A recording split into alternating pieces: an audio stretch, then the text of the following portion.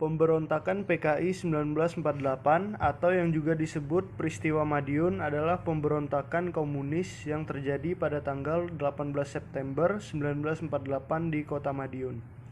Pemberontakan ini dilakukan oleh Front Demokrasi Rakyat atau FDR yang terdiri atas Partai Komunis Indonesia atau PKI, Partai Sosialis Indonesia PSI, Partai Buruh Indonesia PBI, Pemuda Rakyat dan Sentral Organisasi Buruh Seluruh Indonesia atau SOPSI. Dalam peristiwa ini, beberapa tokoh perjuangan yang terkait pada kasus ini antara lain Gatot Subroto, Kolonel Sadikin, Kolonel Sungkono, dan Kolonel A.H. Nasution. Kota Madiun di mana suatu kota yang menyimpan salah satu sejarah terkelam yang ada di bangsa ini. Kota ini juga menjadi saksi pengkhianat dari pihak-pihak tertentu yang hendak membangkrutkan cita-cita Indonesia. Dan di kota ini juga dibangun monumen kekerasan PKI pada tahun 1948. Pemberontakan PKI Madiun atau yang biasa disebut sebagai Madiunovers ini merupakan peristiwa diproklamasikannya Republik Soviet Indonesia oleh Musso Munawar. Pemberontakan PKI Madiun ini dilatar belakangi oleh perjanjian Renville yang merugikan Indonesia. Amir Syarifuddin yang merupakan seorang Perdana Menteri pada saat itu dan juga memimpin delegasi Indonesia dalam perjanjian Renville tersebut. Ia dipaksa mundur dari jabatannya pada tanggal 23 Januari. Dan setelah Amir dipaksa mundur, posisi Amir pun akhirnya digantikan oleh Muhammad Hatta. Setelah Muhammad Hatta duduk menjadi Perdana Menteri, Amir pun menjadi pihak oposisi pemerintahan. Karena sakit hati yang timbul di benak Amir, maka ia membentuk Front Demokrasi Rakyat atau FDR. Yang dimana FDR ini terdiri dari golongan kiri petani dan kaum buruh. Dan FDR berhasil menghasut petani dan kaum buruh agar mereka mogok kerja.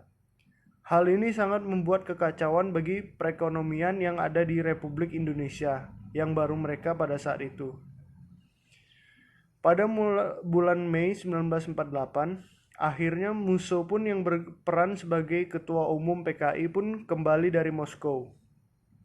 Dan PKI juga menuduh bahwa pemerintahan Republik itu lebih condong ke barat. Dan juga Indonesia dituduh oleh PKI karena melakukan pertemuan dengan Amerika yang bertujuan untuk menyingkirkan komunis yang ada di Indonesia serta mendapatkan bantuan ekonomi dari pihak barat. Pada tanggal 18 September 1948, akhirnya Musso memproklamasikan Republik Soviet Indonesia di Lodz Madiun.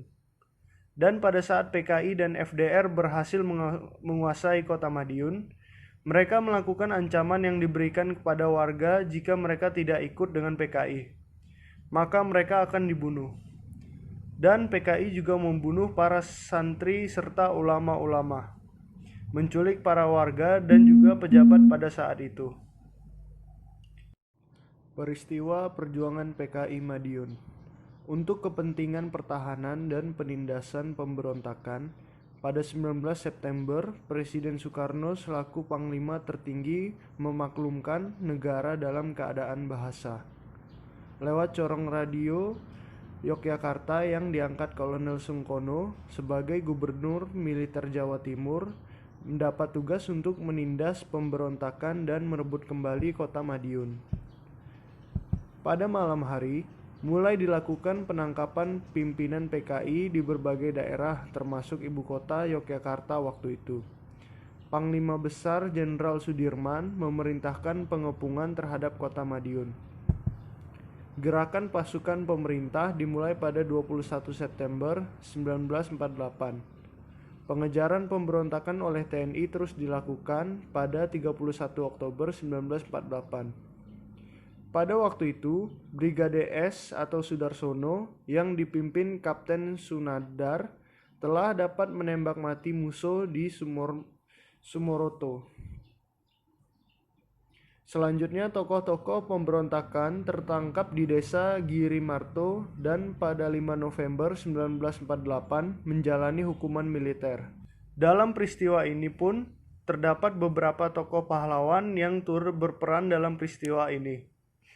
Antara lain Gatot Subroto, Kolonel Sadikin, Kolonel Sungkono, Kolonel A.H. Nasution, Amanat. Berdasarkan peristiwa pemberontakan PKI Madiun ini, kita belajar untuk tidak menjadi seperti Amir Syarifuddin yang sakit hati dan dendam saat ia dipaksa mundur dari jabatannya. Rasa sakit hati dan dendam ini hanya akan membawa kita kepada hal-hal yang buruk dan menjatuhkan.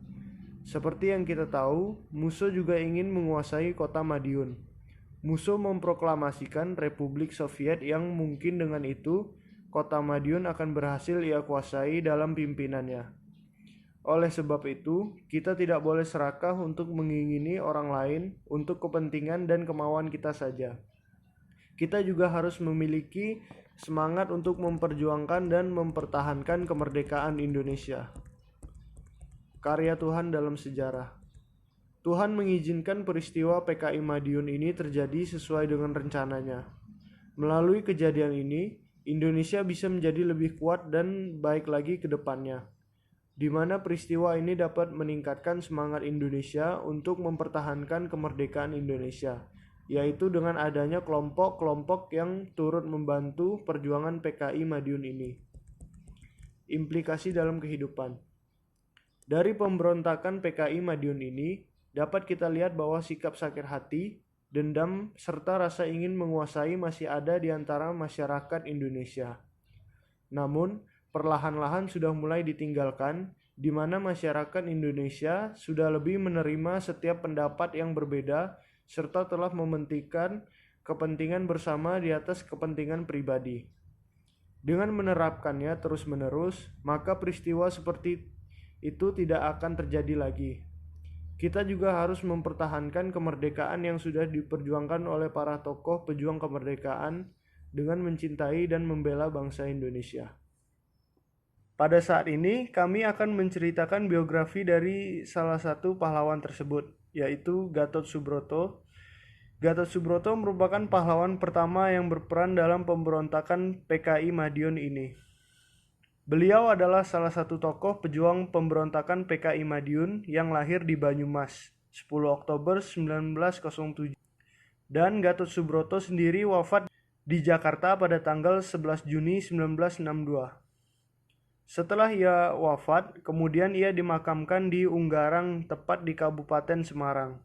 Ia juga pernah menjadi wakil Kepala Staf TNI Angkatan Darat, jabatan kedua dengan masa jabatan selama 6 tahun. Dan menjadi Polisi Angkatan Darat Indonesia, jabatan ketiga dengan masa jabatan selama 1 tahun. Pendidikan yang pernah ia tempuh semasa hidupnya antara lain Europe Lagere School atau ELS, Hollands Inlandse School atau HIS, Sekolah Militer Magelang, Pendidikan Tentara Pembela Tanah Air atau PETA, dan Tentara Keamanan Rakyat atau TKR. Seperti para tokoh perumusan Pancasila, Gatot Subroto ini menjalankan operasi militer dengan baik. Saat mencoba memulihkan keamanan pada masa pemberontakan PKI Madiun, kala itu ia adalah gubernur militer di Semarang hingga Surakarta atau wilayah 2 yang berada di bagian barat. Pada akhirnya pemberontakan ini pun bisa diselesaikan dengan baik dengan adanya pimpinan dari Gatot Subroto. Teladan yang dapat dipelajari dari sosok Gatot Subroto yang disebut sebagai pahlawan dalam peristiwa pemberontakan PKI Madiun ini adalah kita harus bersikap pemberani. Berani dalam menghadapi berbagai situasi, termasuk situasi yang sulit sekalipun. Dan berani untuk mengambil suatu keputusan, tegas dalam mengatakan dan menetapkan suatu perintah, dan disiplin terhadap setiap peraturan dan perintah-perintah yang ada.